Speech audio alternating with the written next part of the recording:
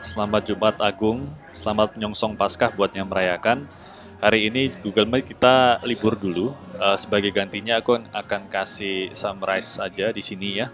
Beberapa hal yang menarik perhatianku adalah satu, inflasi ya. Kalau kita lihat inflasi di US, rilisnya itu 8,5% ya, itu tertinggi semenjak Desember tahun 1981. Even aku aja belum lahir ya. Dilihat dari angka Februarinya cuma 7,9%, forecastnya juga 8,4%. Jadi jelas ini yang rilis 8,5 itu jauh lebih tinggi daripada bulan lalu, sama lebih tinggi daripada forecast. Kemudian New Zealand yang suku bunganya baru rilis di minggu ini itu 1,5% ya. Previousnya hanya 1%, forecastnya 1,25%. Jadi ini lagi-lagi tentang inflasi yang menyebabkan suku bunganya harus rilis lebih tinggi daripada previous maupun forecastnya. Kemudian untuk di Indonesia gimana? Nah, ini juga menarik. Januari itu retail salesnya 15,2%, sedangkan Februari turun di 12,9% ya. Jadi apakah ini lagi-lagi tentang inflasi yang menyebabkan belanja retailnya itu menurun? Ya, data berbicara demikian. Nah, jelas di sini penyebab inflasi masih tentang seputar perang di Ukraine sama Rusia ya, dan jelas yang namanya inflasi nggak baik untuk pertumbuhan ekonomi ya. Itu membuat harga mahal, daya beli sudah pasti drop ya. Jadi cerita di lapangan yang aku dapat terakhir ini adalah harga besi ya, karena aku juga lagi proses bangun rumah. Harga besi itu naik lebih dari 90%. Dan beberapa temanku yang memang mereka adalah kontraktor juga mengeluh mengenai kenaikan harga ini ya. Di samping itu, kalau mungkin teman-teman sering makan di resto yang compare harga triwulan yang lalu gitu ya, atau harga tahun lalu dengan harga yang sekarang, itu peningkatannya terasa ya. Aku sendiri suka atau hobi memang makan makan sushi ya. Aku lihat harga sushi yang sekarang gitu ya, harga ikan salmonnya versus sama yang beberapa waktu lalu itu juga udah ada peningkatan 10% lebih. Jadi dirasa nggak dirasa inflasi ini nyata gitu ya. Nah, kemudian kalau kita lihat overall yang akan rilis nanti di kuartal 1 tentang LabKEU ya, sudah pasti akan naik gitu ya. Contohnya dari perbankan juga yang Februari ini rilis, uh, IPS bagus ya, tumbuh. Nanti kita akan lihat juga perbandingannya. Tapi yang jelas dengan adanya inflasi yang di kuartal 2 ini nantinya akan datanya akan rilis ya di April ya. Aku pikir akan ada lonjakan gitu ya. Dan ini apakah sinyal untuk pertumbuhan ekonomi akan melemah gitu ya. Kita akan lihat nanti.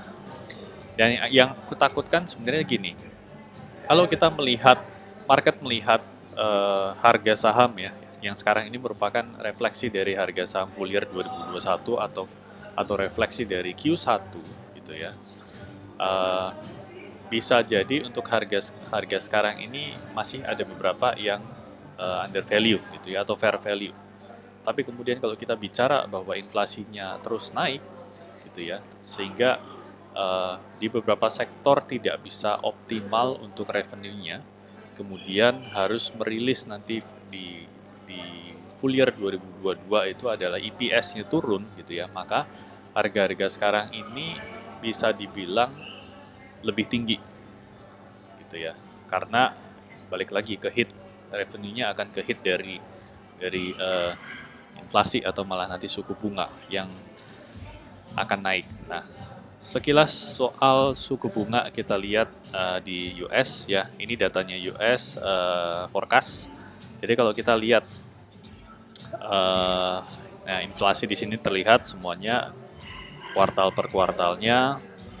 Forecast suku bunga di kuartal 2 ini akan naik ya di 1,25%. Selebihnya akan terus naik sampai tutup tahun ini itu ada di 2%. Ya, ini adalah Amerika, US. Lalu gimana dengan Indonesia?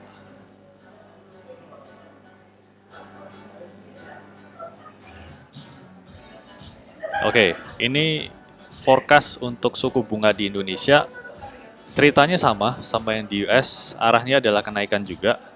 Ya, di mana sekarang masih 3,5. Kuartal 2 ini forecastnya tidak berubah. Tapi starting point di kuartal 3 sampai tutup tahun ya, ini akan ada di angka 4%. Jadi kesimpulannya apa? Kesimpulannya tetap akan naik ya. Walaupun US-nya duluan untuk di kuartal 2 ini. Lalu aku ada bikin rangkuman tentang perbankan ya. Ini kalau teman-teman mungkin lihat di grup yang pernah aku share beberapa waktu yang lalu ya, di sebelah kiri ini yang udah pernah aku share di Telegram Dewan. Terus sekarang kita akan mengacu ke Februari ya. Jadi di mana perbankan The Big Four ini sudah rilis laporan keuangan. Di sini aku adjustkan untuk sama di forecastkan untuk yang di 2022 ya. Yang menarik adalah di kolom ini ya. Jadi kalau dilihat prosentase EPS yang sudah go annualize gitu ya versus data yang go annualize berdasarkan laporan keuangannya mereka itu di bulan Januari gitu ya.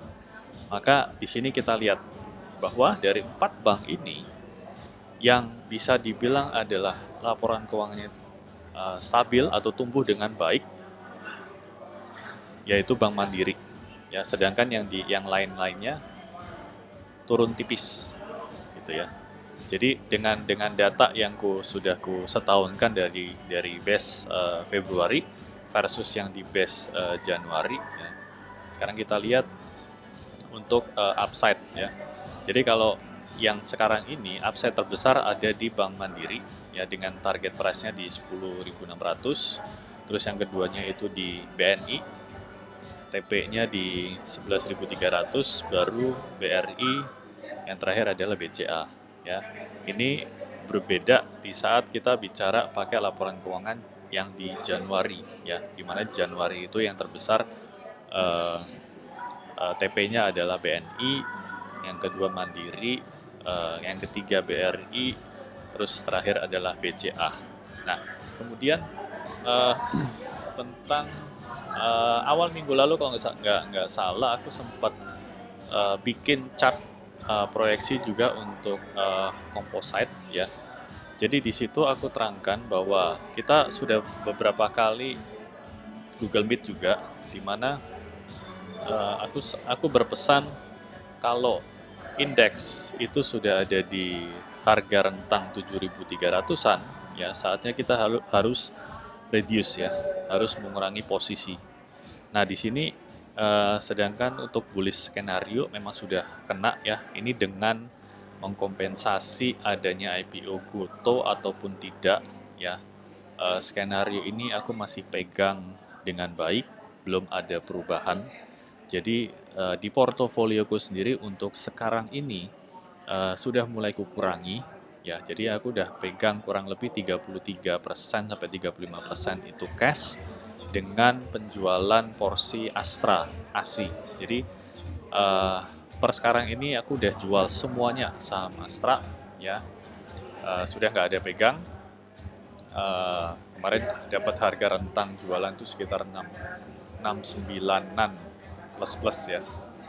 Tutup di berapa sih Astra? Kita lihat 6875 ya. Rentang jualanku di kurang lebih 6.900-an.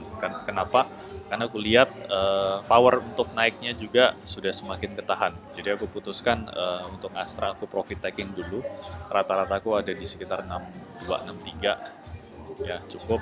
Nah, kemudian kalau mengacu ke forecasting untuk chartnya, maka setelah dikenakan angka sekitar 7.300-an ini, gitu ya, yang ada adalah ini akan swing ke bawah, gitu ya. Jadi untuk sekarang ini aku lebih memilih memang konservatif dulu, porsi untuk cash dinaikkan, untuk yang tadinya mungkin posisi cash itu benar-benar nol karena sudah di placement ke semua saham, gitu ya, dibagi masing-masing porsinya.